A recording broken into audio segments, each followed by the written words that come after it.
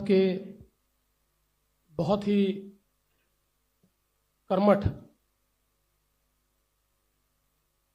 हमारे home minister, गृह मंत्री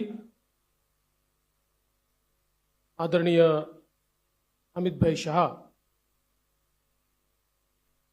मंच पर उपस्थित हमारे सभी साथी और उपस्थित सभी पत्रकार मित्रों, सबसे पहले मैं आप सभी का इस संकल्प पत्र विमोचन में बहुत बहुत स्वागत करता हूं और हमें बहुत खुशी है कि जिनकी प्रेरणा से इस पूरे भारत में हम लोग काम करते हैं, ऐसे हमारे प्रधानमंत्री माननीय नरेंद्र मोदी जी, इनके संकल्पों को महाराष्ट्र में यथार्थ में लाने का काम इस संकल्प पत्र के माध्यम से हो रहा है। और भारत में हम सभी को जो ऊर्जा देते हैं, लड़ने की ताकत देते हैं और सामने खड़े रहकर हमारे साथ जो हमेशा युद्ध में आगे होते हैं, ऐसे आदरणीय गृह मंत्री अमित भाई शाह जी के हाथों से ये संकल्प पत्र का विमोचन हो रहा है। हे संकल्प पत्र म्हणजे विकसित भारताकरता विकसित महाराष्ट्र तयार करण्याचा रोडमॅप आहे। मी आपल्याला आठवण करून देतो, 2014 साली आम्ही एक संकल्प पत्र जारी केलं होतं आणि 2019च्या निवडणुकीला सामोरं जाताना त्या संकल्प पत्रातल्या कुठल्या कुठल्या गोष्टी आम्ही पूर्ण केल्या या संदर्भात एक रिपोर्ट कार्ड देखील दिलं होतं। त्यामुळे भारतीय जनता पार्टी करता किंवा महायुती करता संकल्प पत्र म्हणजे केवळ कागदाचं डॉक्युमेंट नाहीये, तर त्या दिशेने पूर्ण ताकदीने काम करण्याकरता एक अतिशय पवित्र अशा प्रकारचं हे डॉक्युमेंट आहे। आणि मला याची कल्पना आहे, आज 12 वाजता एक स्थगिती पत्र देखील जारी होणार आहे। या महाराष्ट्रामध्ये ज्यांना केवळ चालणाऱ्या प्रोजेक्ट्सला स्थगिती देण्यामध्ये रस आहे, अशा लोकांचं एक पत्र 12 वाजता या ठिकाणी येणार आहे। पण मी एकच गोष्ट सांगू इच्छितो, महाराष्ट्रातल्या जनतेचा विश्वास हा निश्चितपणे महायुतीवर आहे, भारतीय जनता पक्षावर आहे।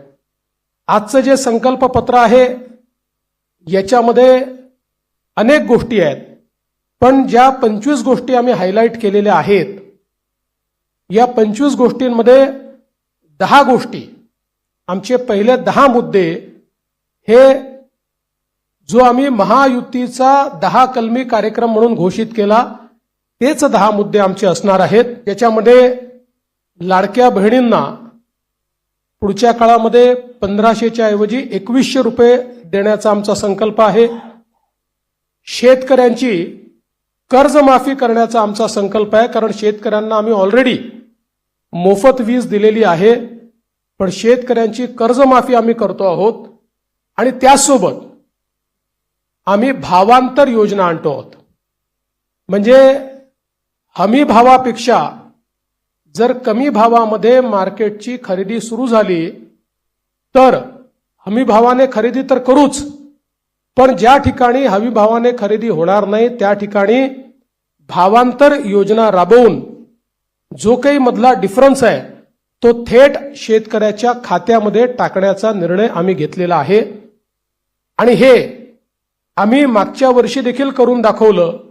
आपल्याला कल्पना आहे की आंतरराष्ट्रीय बाजारपेठेमुळे कापूस आणि सोयाबीनचे भाव पडल्यानंतर आम्ही लोकसभेपूर्वी निर्णय घेतला होता की भावांतर योजनेतून आम्ही पैसे देऊ, आचारसंहिता संपल्याबरोबर ते पैसे थेट शेतकऱ्यांच्या खात्यामध्ये आम्ही दिले आहेत. आम्ही या ठिकाणी प्रत्येक गरिबाला अन्न आणि निवाऱ्याचा हक्क हा देण्याचा निर्णय घेतलेला आहे. आणि जी वृद्ध पेन्शन योजना आपण चालवतो, ज्याच्यामध्ये 1500 रुपये आपण देतो, ते 1500 रुपयावरनं 2100 रुपये आपण करण्याचं ठरवलंय. किंबहुना अशा प्रकारच्या सहाय्यतेच्या जेवढ्या योजना आहेत, मागच्या काळामध्ये महायुतीच्या सरकारने 1500 रुपये केले होते, ते 1500 रुपयाचे 2100 रुपये आता पुन्हा महायुतीचं सरकार आल्यानंतर आम्ही त्या ठिकाणी करणार आहोत. यासोबत ज्या जीवनावश्यक वस्तू आहेत त्यांचे भाव स्थिर ठेवण्याकरता आम्ही त्या ठिकाणी मार्केट इंटरव्हेन्शन करणार आहोत. येत्या काळामध्ये 25 लाख रोजगाराची निर्मिती ही महाराष्ट्रामध्ये करण्याचं लक्ष्य आम्ही ठेवलंय. आत्ता ज्या गतिशीलतेनं महाराष्ट्रामध्ये औद्योगिकरण होत आहे आणि एफडीआय मध्ये देशाच्या 52% एफडीआय आपल्याकडे आलाय, मला विश्वास आहे की 25 लाख रोजगाराच्या संधी आम्ही तयार करू. आणि त्याचसोबत 10 लाख विद्यार्थ्यांना या ठिकाणी विद्यावेतनाच्या माध्यमातून आम्ही त्या ठिकाणी नोकऱ्या करण्याकरता किंवा त्यांना रोजगार देण्याकरता अग्रसर असणार आहोत.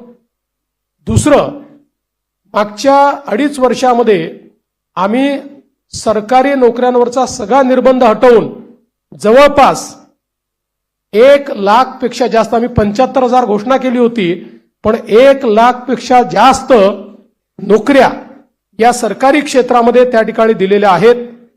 आणि यासोबत आमचा प्रयत्न आहे की जो गरीब किंवा मध्यमवर्गीय आहे याला सौर आणि अक्षय ऊर्जेचा वापर करून त्याच्या वीज बिलामध्ये 30% सूट हे आम्ही त्याला देण्याचा प्रयत्न करणार आहोत.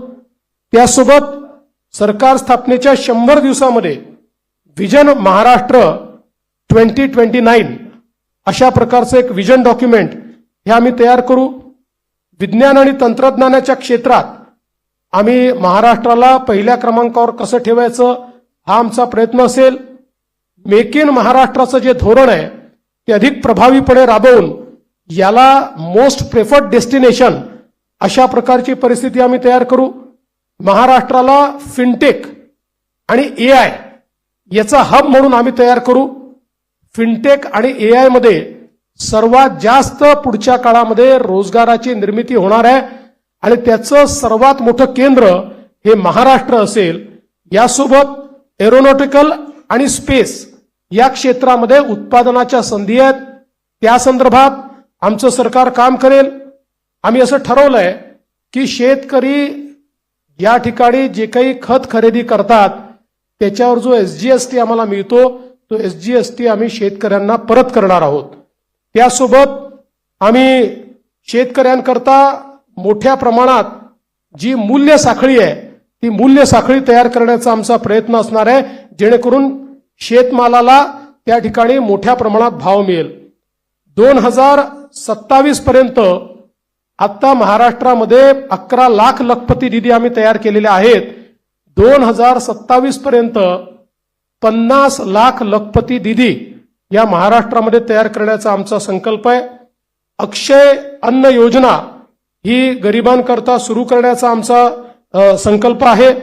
आणि या ठिकाणी महारथी म्हणजे Maharashtra advance robotic and AI training hub initiative या नावानं मोठ्या प्रमाणात लॅब्स आम्ही तयार करणार आहोत, ज्यातनं या क्षेत्रातली ट्रेन मॅनपॉवर ही आपल्या कॉलेजेसमध्ये आणि शाळेमध्ये सुरू होईल आणि पुढच्या काळात ती पूर्णपणे तयार असेल. महाराष्ट्रामध्ये कौशल्य जनगणना आम्ही करणार आहोत, स्किल सेन्सस, आणि त्या स्किल सेन्ससच्या आधारावर वेगवेगळ्या सेक्टरमध्ये कुठे इंटरव्हेन्शन करण्याची गरज आहे आणि कशा प्रकारे त्या स्किलचा वापर करण्याची गरज आहे याचा प्रयत्न आम्ही करणार आहोत. यासोबत छत्रपती शिवाजी महाराज आकांक्षा केंद्र हे आम्ही तयार करणार आहोत, ज्याच्यामध्ये कोवर्किंग स्पेसेस असतील, इन्क्युबेशनच्या सुविधा असतील, ज्यातनं स्टार्टअप्समध्ये मोठ्या प्रमाणात विद्यार्थी असो किंवा स्टार्टअप करणारे जे नवतरुण असतील या सगळ्यांना एकत्रितपणे शेअर्ड पद्धतीनं सगळ्या प्रकारच्या प्लग अँड प्लेच्या सुविधा आम्ही देऊ. त्यांना इन्व्हेस्टमेंट न करता आपला व्यवसाय हा त्या ठिकाणी सुरू करता येईल. उद्योजकांना देखील नवीन उद्योजक तयार करण्याकरता 15 लाखापर्यंत बिनव्याजी कर्ज हे देण्याचा आमचा प्रयत्न आहे. आमचे जे विविध महामंडळ आम्ही तयार केलेले आहेत विविध घटकांकरता त्यांना हे बिनव्याजी कर्ज 15 लाखापर्यंत देण्याचा आमचा निर्णय. यासोबत ओबीसी असतील, ईबीसी असतील, ईडब्ल्यू असतील, एनटी असतील, व्हीजेएनटी असतील आणि अर्थातच एससी आणि एसटी असतील या सगळ्यांना शिक्षण शुल्क आणि परीक्षा शुल्काची प्रतिपूर्ती करायची हा निर्णय देखील या ठिकाणी आम्ही घेतलेला आहे.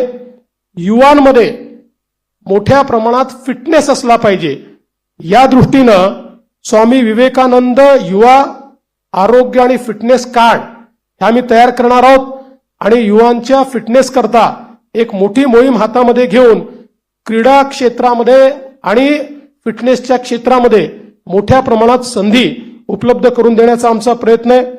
गडकिल्ल्यांच्या विकासाकरता प्राधिकरण हे तयार करण्याचा आमचा मानस आहे.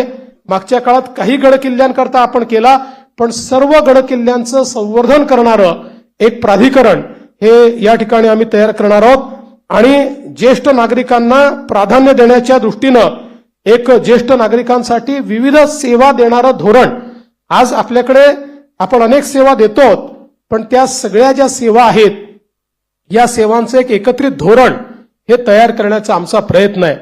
एकूणच जर आपण विचार केला तर प्रधानमंत्री महोदयांनी आपल्याला जो काही संदेश या ठिकाणी दिलाय की गरीब, शेतकरी, महिला आणि युवा हे जे 4 घटक आहेत जे विकसित भारत तयार करणार आहेत या 4 घटकांना समोर ठेवून आणि त्यांच्यासोबत सिनियर सिटीजन्सला सोबत ठेवून सर्व जाती धर्माचे लोक हे या ठिकाणी आमच्या योजनांमुळे लाभान्वित होतील अशा प्रकारचं एक संकल्पपत्र तयार केलंय.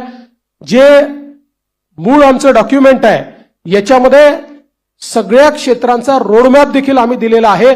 त्या क्षेत्रांमध्ये काय होणार आहे हे देखील आम्ही सांगितलेलं आहे. आता मी त्यातले फक्त 25 हायलाइट आपल्याला सांगितलेले आहेत. आपण जर आमचं पूर्ण डॉक्युमेंट वाचलं तर याच्यामध्ये कुठलंही क्षेत्र सुटलेलं नाही. सगळ्या क्षेत्रामध्ये विकसित भारताचा रोडमॅप हा आम्ही मांडलेला आहे. विकसित महाराष्ट्राचा रोडमॅप मांडलेला आहे आणि आमचा प्रयत्न आहे जसं आता सुधीर भाऊंनी सांगितलं की या ठिकाणी आम्ही अर्ध्या ट्रिलियनचा मार्क महाराष्ट्राने पार केलाय आणि महाराष्ट्र देशातली पहिली $1 ट्रिलियन इकॉनॉमी करण्याकरता आम्ही सगळे संकल्पित आहोत. या दृष्टीनं ह्या संकल्पपत्र आम्ही तयार केलाय. हे संकल्पपत्र तयार करण्याकरता सन्माननीय सुधीरभाऊ मुनगंटीवार आणि विनयजी सहस्त्रबुद्धे यांच्यासोबत ज्या टीमने काम केलं त्या टीमचं मी मनापासून आभार मानतो. खूप जवळपास महिने, 1.5 महिने, 2 महिने एक मोठी प्रक्रिया राबवून त्यांनी या ठिकाणी हे संकल्पपत्र केलेलं आहे आणि 2029च्या निवडणुकीला जेव्हा सामोरे जाऊ त्यावेळी या संकल्पपत्रासोबत एक रिपोर्ट आम्ही देऊ की या संकल्पपत्रात काय सांगितलं होतं आणि आम्ही काय काय पूर्ण केलं अशा प्रकारचा रिपोर्ट देखील आम्ही आपल्या समोर ठेवू. खूप खूप धन्यवाद.